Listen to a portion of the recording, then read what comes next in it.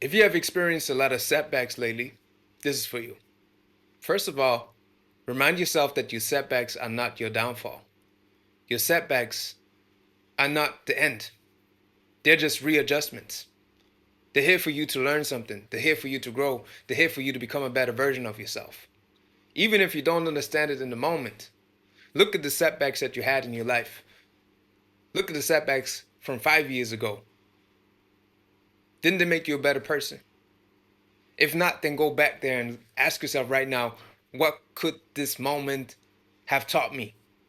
How could this moment have made me a better version of myself? How could this moment or this event help me to progress in life, or to make progress right now, to move forward with power right now?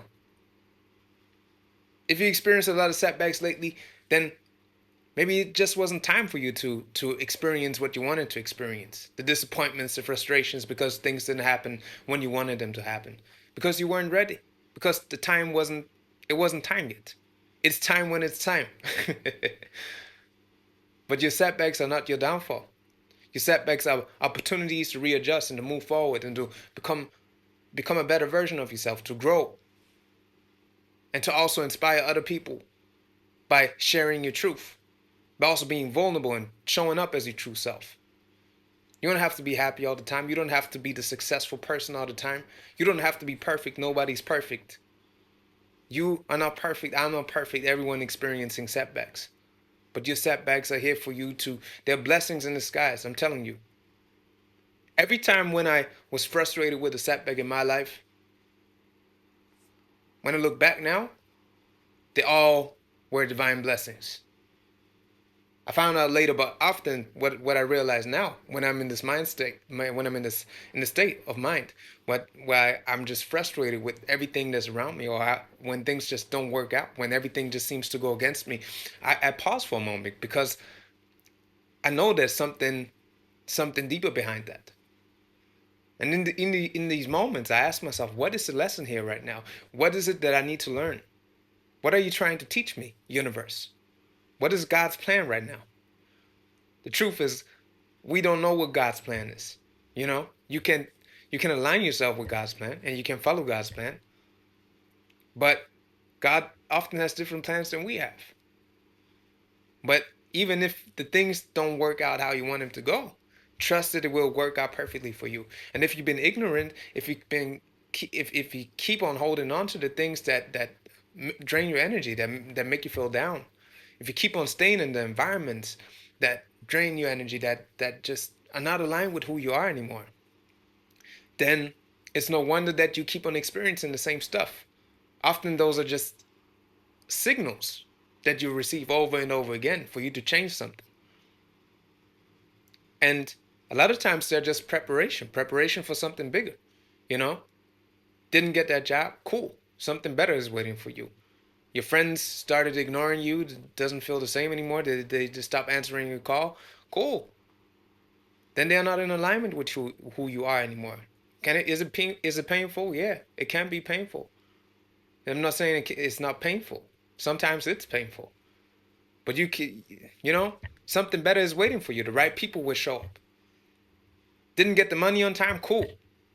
How can you use what you have right now? Don't have any money? Cool. How can you use your creativity right now? How can you start to manage what you have right now? Maybe you need to take a look at how you spend your money. Maybe you need to. It's time to cut off some how you call it, some subscriptions that you have that you're not using anyways. Maybe it's time to cut off Netflix if you haven't been watching Netflix, or maybe it's time to cut off Netflix if you've been watching too much Netflix. You know, didn't get to that goal on time in this year because you said 2025 is going to be your year. Cool. 2026 is going to be better. 2026 is not going to be better than 2027. Just keep going. Something better is waiting for you. What matters is that you sit with your emotions, that you don't ignore them, that you don't push them away, that you don't try to escape all the time and distract yourself, because there are so many distractions out there.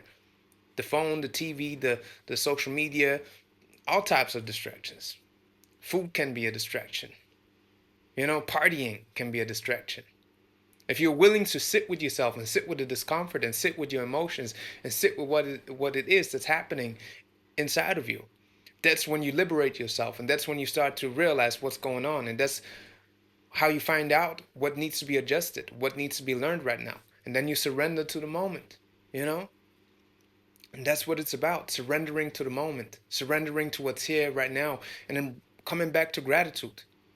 I say this over and over again, you can't be happy all the time, but you can be grateful every time. Every time, no matter what you're experiencing.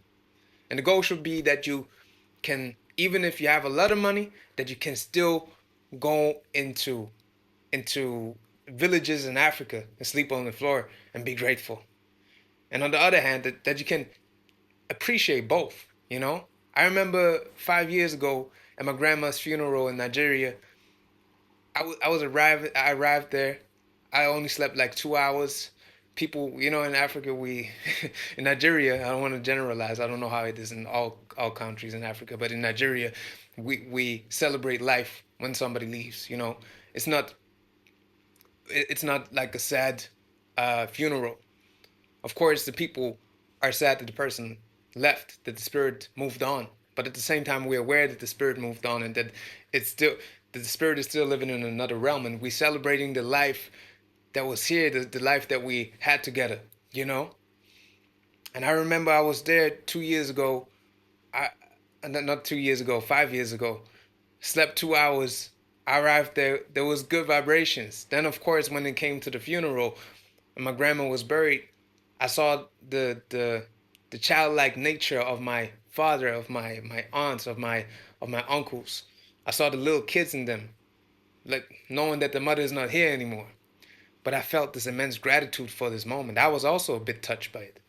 I didn't have the strongest. I wouldn't say I had strong connections with my grandma, but I didn't see her that often, so I didn't know so much about her. But I had a strong connection with her.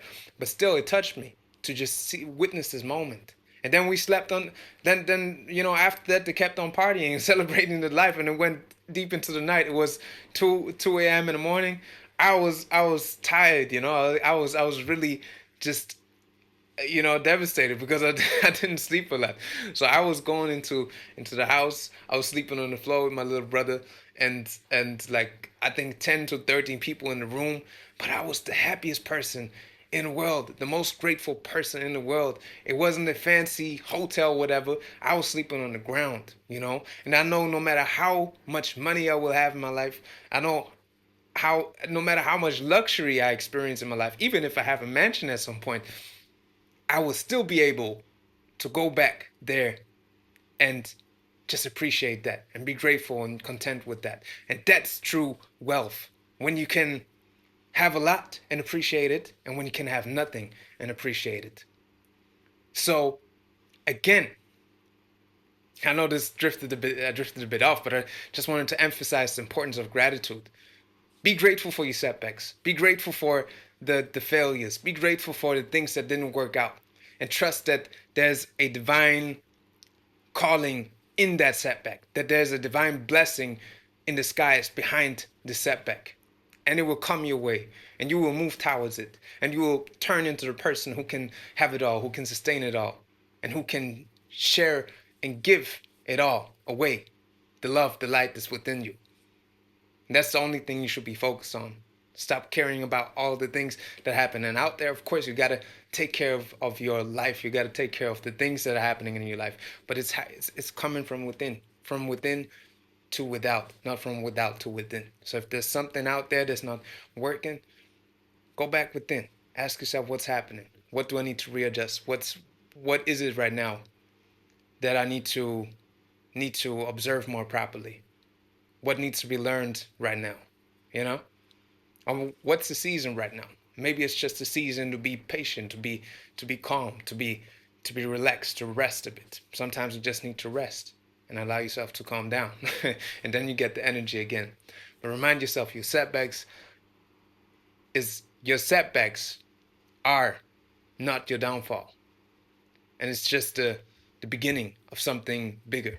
And just a realignment, a readjustment, an opportunity for you to realign and readjust yourself with your higher nature, with your higher self. So, I hope this was helpful. And remind yourself, you're on the right path.